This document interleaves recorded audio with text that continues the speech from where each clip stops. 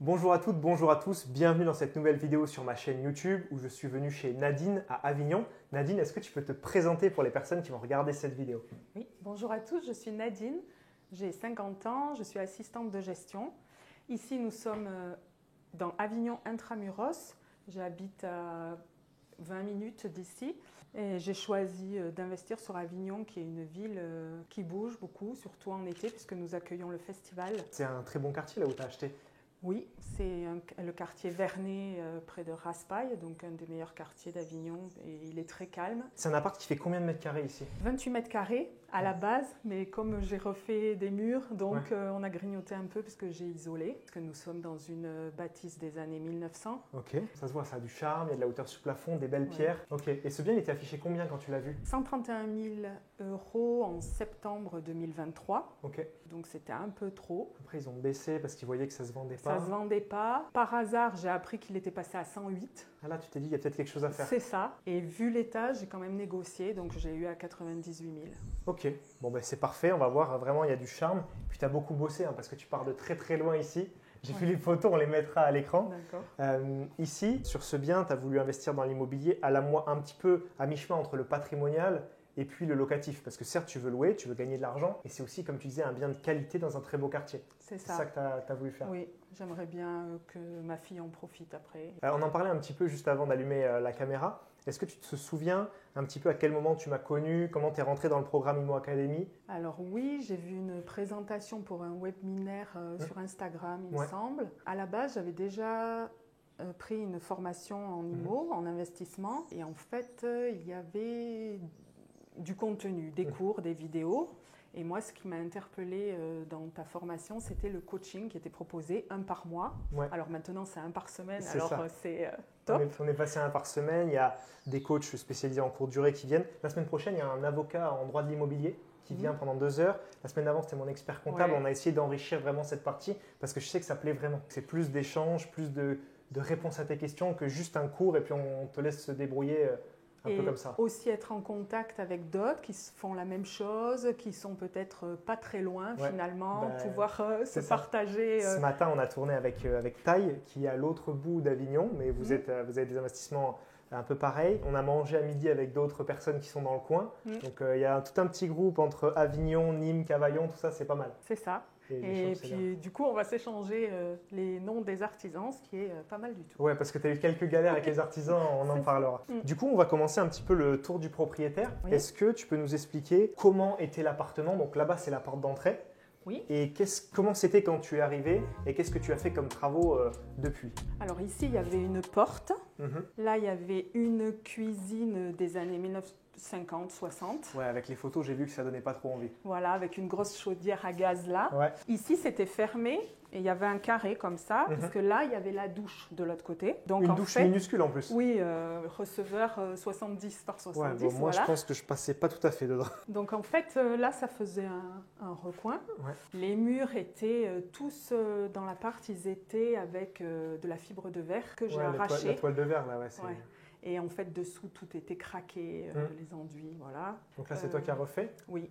Tu as fait beaucoup de choses toi-même ici. Après, pour le placo, j'ai appelé un artisan. Le mur en pierre que je viens de rejointer et qui m'a beaucoup plu quand j'ai visité. Ça donne du charme, c'est-à-dire que c'est pas ce qu'on voit dans pas tout à chaque fait appartement. Fini. Non, mais déjà, j'ai pas fini. Déjà, c'est toi qui as jointé. Ah bah oui. Donc ça veut dire que tu as aussi aimé mettre les mains dans le cambouis, tu as essayé de faire beaucoup de choses par toi-même. C'est ça. Et ça, c'est bien. Et puis en fait, eux, ils avaient enduit, un côté c'était beige, un autre côté c'était gris, au milieu ils avaient mis du mortier. Donc j'ai tout fait sauter. Tu as fait sauter les joints pour remettre des joints jolis. Et puis là, il y avait une ancienne porte qu'on voit découpée. Donc là, je vais essayer de refaire une fausse pierre avec de la chaux. Ok, pour que ça fasse plus joli. Voilà.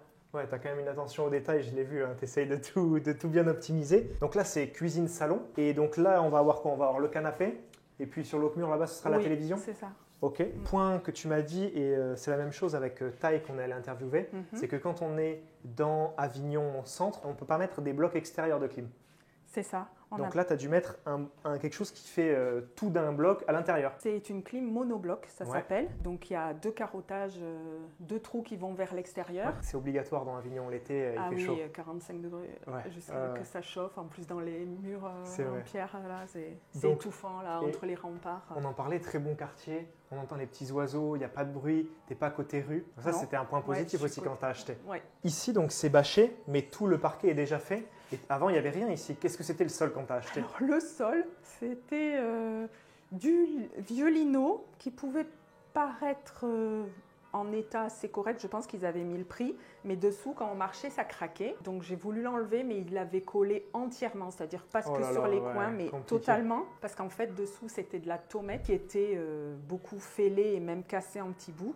Et du coup, ils avaient collé pour maintenir la tomate. Ah ouais, d'accord. Donc c'était le chantier dessous là. Et à l'époque, la tomate était collée à même la chape. Et du coup, quand on enlève la tomate, il y a la moitié de la chape qui part. Ouais, donc là, tu as tout qui a été refait. Donc là, c'est bâché pour être bien protégé, etc. C'est ça, parce que la cuisine a été faite. Ici, dans cette pièce, qu'est-ce qui te reste? Donc les meubles, la télé, tout ça. Oui. Tu vas avoir une table à manger aussi?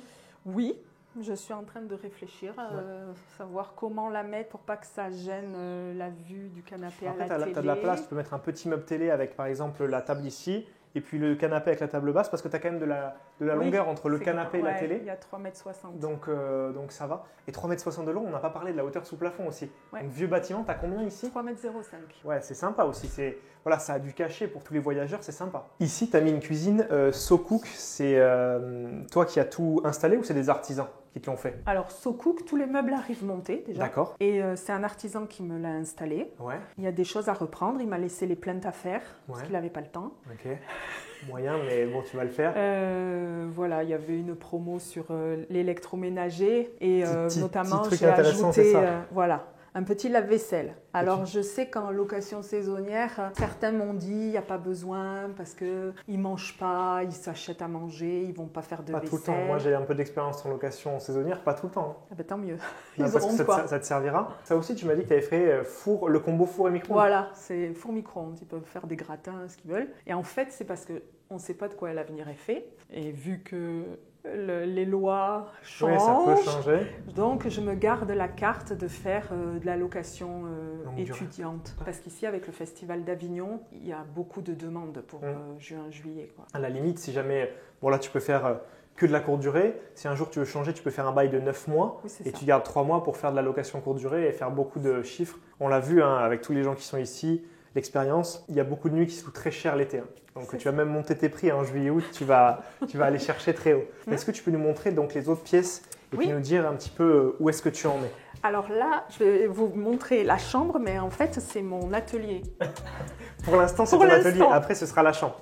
Donc, elle n'est pas très grande. Elle fait 2,70 m par 3,70 m, ce qui ne fait pas tout à fait 9 mètres carrés. Okay. Donc, moi, ce que j'ai aimé, c'est la particularité de la fenêtre. Oui, qui donne sur l'intérieur de la copro. Et d'ailleurs… Voilà, parce qu'en fait, ce sont des volets anciens avec un système qu'on ne voit plus trop.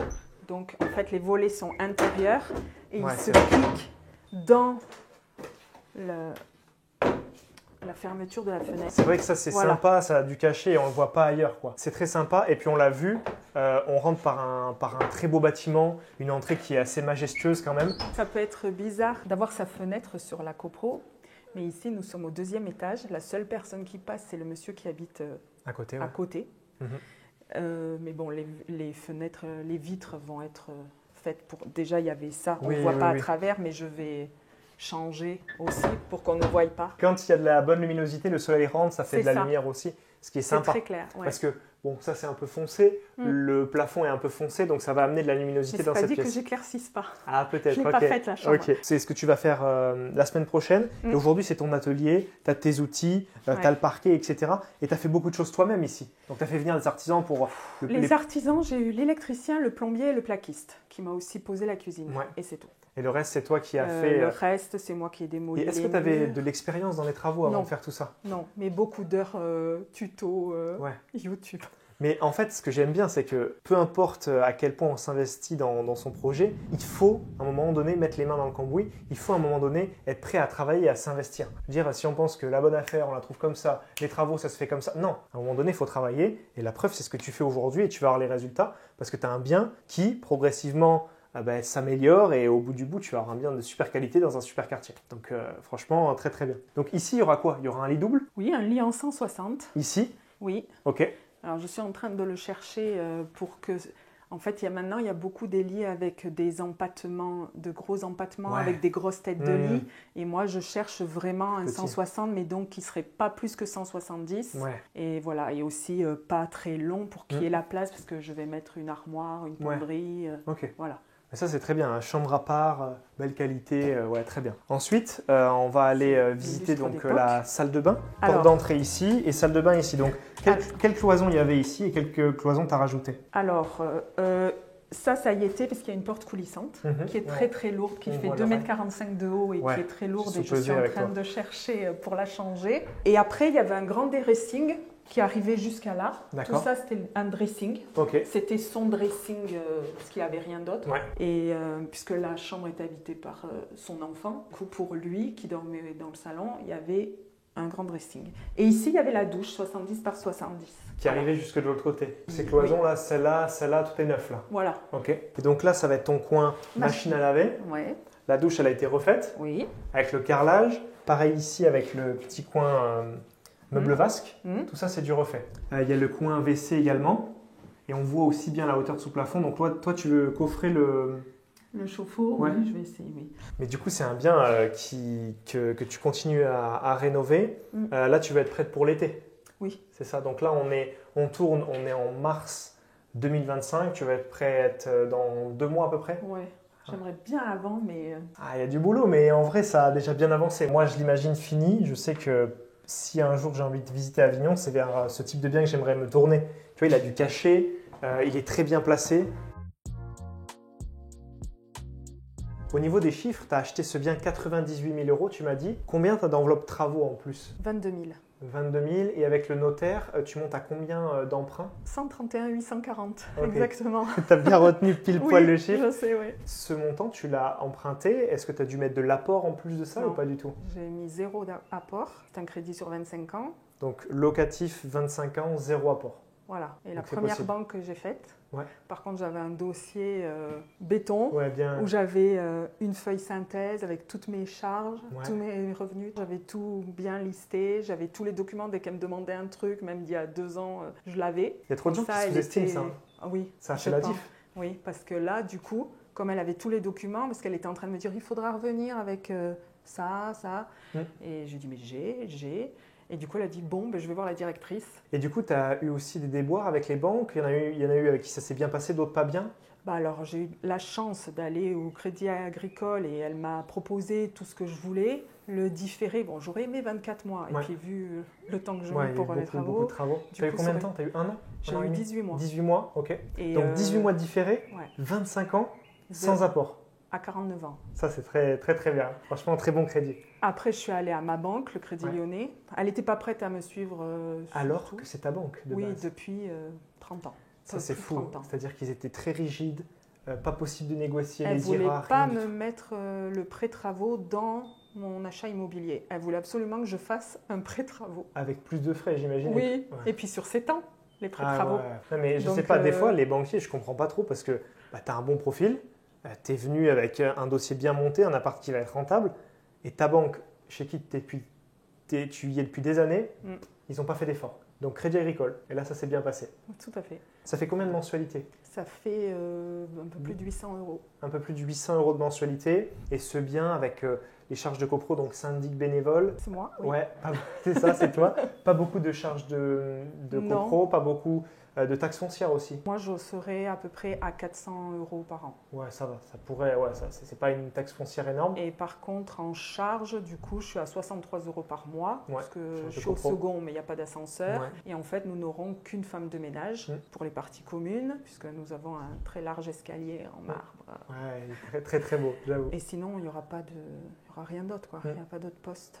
Donc en fait, le bien, mensualité plus charge, il te coûte, allez, à la louche à peu près entre 900 et 1000 euros par mois. Ça veut dire que ce bien, si tu le louais toute l'année en meublé classique à un étudiant ou à un couple par exemple, tu serais pas tout à fait flat, tu serais un peu au-dessous. Un peu au-dessous, oui. Par contre, on en a parlé, aujourd'hui tu veux faire que de la courte durée, mais il y a aussi l'entre-deux qui existe. Oui, Avignon, ville universitaire. Donc oui, j'ai pensé à 9 mois bail étudiant et puis le reste avec le Festival d'Avignon. Et là, tu es au minimum flat parce que les 3 mois, juin, juillet, août, ça se loue vraiment, vraiment très cher. Je pense qu'ici, en haute saison, très haute saison touristique, ça peut se louer 150, 180 euros la nuit, facile quoi. Après des beaux mois. Oui. Ça c'est top. J'espère avoir fini mes travaux. Ça arrive et puis on mettra tout ça dans le groupe. Nadine, je reviens un petit peu sur ton crédit. Moi, je suis face des fois à des personnes, dans la formation ou pas, sur les réseaux sociaux même, qui me disent « Ouais mais Rémi, moi j'ai 40 ans, 45 ans, 50 ans, je ne peux pas faire ce que tu dis. » Toi, tu as réussi à obtenir un très bon crédit, tu l'as eu à 49 ans, aujourd'hui tu en as 50. Est-ce que tu sais par quoi c'est passé? Est-ce que c'est vraiment le dossier bancaire? Je sais qu'il y a aussi une banque avec qui ça s'est très mal passé. Ouais. Est-ce que tu veux qu'on revienne un peu là-dessus? On peut. Donc c'était Crédit Mutuel avec qui ça s'est mal passé? Ça s'est très mal passé. Elle m'a dit que ça passerait pas et puis elle voulait pas me prendre une certaine partie de mes revenus. Ouais. Et du coup, j'ai dit que ça ne le ferait pas et je suis partie. Ouais. C'est pour ça qu'il faut vraiment faire attention à qui elle s'adresse, parce qu'il y a des banquiers qui vraiment ne vont pas du tout avoir la même vision que d'autres. Ah oui, tout à fait. Il ne faut pas s'arrêter à l'échec, quoi. J'avais entendu, il y avait une personne, elle a fait 18 banques et elle a eu son prêt. Il y avait aussi Maxime qui a investi à Orléans, qui a fait 30 banques en région parisienne. Et quand il a compris que les régions parisiennes, ça n'allait pas, il est venu à Orléans, on lui a donné du différé, du 25 ans, du sans apport, comme toi. Après, moi, c'est parce que le crédit agricole s'est bien passé tout ce que je voulais. Ouais. Sinon, comme on est limitrophe, PACA, Occitanie, après, j'allais passer côté Occitanie. Parce que c'est des banques régionales. Voilà, comme ce sont des banques régionales, j'avais dit, si j'ai pas ce que je veux ici en PACA. Donc, c'est possible d'obtenir un crédit à 40, 50, même 60 ans. On a aidé des personnes à plus de 60 ans même. J'ai une question pour toi qui est plus perso. Pourquoi tu as voulu investir dans l'immobilier? Est-ce que c'est pour ta fille? Est-ce que c'est pour ta retraite? Explique-nous un petit peu qu'est-ce qui t'a amené jusque-là. Alors, j'ai toujours voulu le faire. J'avais ce projet, j'avais 20 ans déjà. J'étais à la fac, 20-24 ans. J'y pensais déjà. Et disons que ma vie familiale ne permettait pas. Enfin, ce n'était pas le bon moment. Mais je voulais le faire dans ma vie. Puis là, je me suis dit qu'il fallait se lancer. Et c'était maintenant ou pas. J'avais une certaine stabilité au niveau de mon job. Voilà. Je me dis que, pour des raisons personnelles, je suis à 80% et je me dis que ma retraite ne va pas être bien large. Donc, du coup, ça va compléter. Voilà, je me dis que ça fera toujours un petit complément de revenus. Et puis, vu l'emplacement et vu le bien, j'aimerais bien que ça aille à mes enfants. Ok. Et le but là, c'est d'enchaîner. Tu veux en faire d'autres aussi? J'aimerais bien, oui. Ça t'a plu? Oui. Même s'il y a eu beaucoup de travaux, des galères et tout? Je ne ferai pas tout pareil. Bien sûr. Parce que celui-ci, c'est plus un achat coup de cœur. La bâtisse, déjà, m'a beaucoup plu dès que je suis rentrée. Enfin, déjà dehors, je trouvais que c'était pas mal. Et puis en rentrant… c'est un très très bel immeuble, je confirme. Ça m'a plu et en fait, voilà. C'est un achat coup de cœur. Donc peut-être que les prochains achats seront plus… stratégique. Plus de chiffres, etc. Plus en chiffres. Comme on l'a dit, ça va. Tu serais flat avec 9 mois étudiants, 3 mois location courte durée.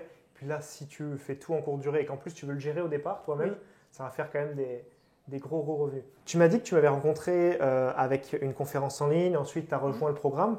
Est-ce que tu veux détailler un peu plus ce qui t'a plu dans IMO Academy? Qu'est-ce que ça t'a apporté pour ce bien et même en général? Mais moi, c'est surtout les échanges. Les échanges, alors… je passe tellement d'heures à regarder les tutos et tout que des fois c'est moi qui prends la parole pour répondre. Mais c'est cet échange, cette proximité, le fait de pouvoir s'échanger des bons plans. On s'était vu à Lyon aussi, parce que j'avais fait un événement à Lyon où on s'était vu. Il y avait quelques personnes aussi du sud de la France, il y avait Taille aussi d'Avignon, quelques-uns d'ici. Le prochain sera peut-être sur Paris parce qu'il y a quand même plus de monde à Paris. Mais ça, c'était déjà de l'échange. J'essayais un peu de casser cette barrière du en ligne. Je sais que tu es pas mal présente sur le groupe et beaucoup dans les coachings de groupe aussi. Oui, parce que même si j'ai déjà investi, il y en a beaucoup qui lâchent. Moi, j'aime bien quand même venir écouter et puis donner des tuyaux si je peux. Et… La dernière fois, il y avait quelqu'un à Manosque qui disait qu'il ne pouvait pas avoir de crédit, qu'il avait, je crois, 45 ans, quelque chose comme ça, ou 50 ans. Tu as pris la parole et tu lui dis, regarde, j'ai réussi, toi aussi tu peux. Ça, c'est intéressant parce que moi, j'apporte ce que je peux pas traverser l'écran, je peux pas faire les choses à votre place. Et je sais qu'après, il y a vraiment des connexions qui se font sur le terrain. Et puis chaque personne qui est dans le groupe va être plus avancée qu'un autre. On a toujours des personnes au-dessus, des personnes au-dessous. Et le but, c'est de se tirer vers le haut comme ça. Je te pose une petite question qui n'est pas forcément préparée, mais j'ai envie que ta réponse un peu sur l'instant. S'il y a quelqu'un qui nous regarde, qui s'identifie un petit peu à toi, peut-être que pareil, toi, tu as regardé des vidéos, donc tu étais devant l'ordi, là, tu es derrière la caméra. Qu'est-ce que tu dirais à cette personne qui hésite? Mettons qu'elle ait le même âge que toi, qu'elle ait 50 ans, elle veut investir dans l'immobilier, elle n'a jamais fait, elle n'a jamais franchi ce cap. Qu'est-ce que tu lui dirais pour qu'elle passe à l'action?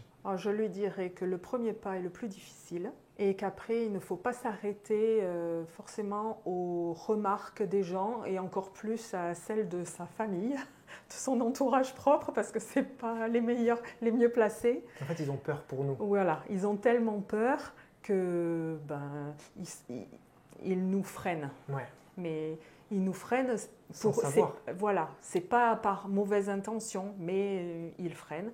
Et donc, il faut se lancer. Et puis voilà, comme je disais tout à l'heure, il ne faut pas s'arrêter aux premières portes fermées des banques. Ce n'est pas parce qu'on n'a pas son prêt ou ce qu'on veut dans la première, deuxième, troisième. Il faut continuer. Ouais, il faut continuer, il faut avancer, il faut toujours essayer d'avoir le meilleur crédit. Même s'il y a une galère avec un artisan, il faut essayer, continuer, etc.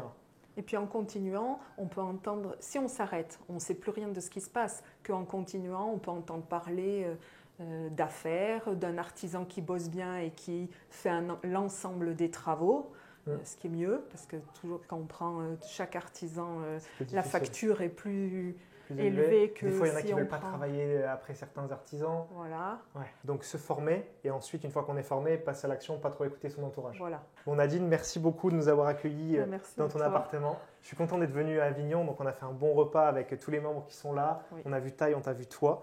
C'était super bien. Merci beaucoup. Pour toutes les personnes qui ont apprécié cette vidéo, n'hésitez pas à la liker, à vous abonner et à nous dire en commentaire ce que vous avez pensé de cette vidéo. Merci Nadine et à très vite. Merci à toi. Ciao. Au revoir.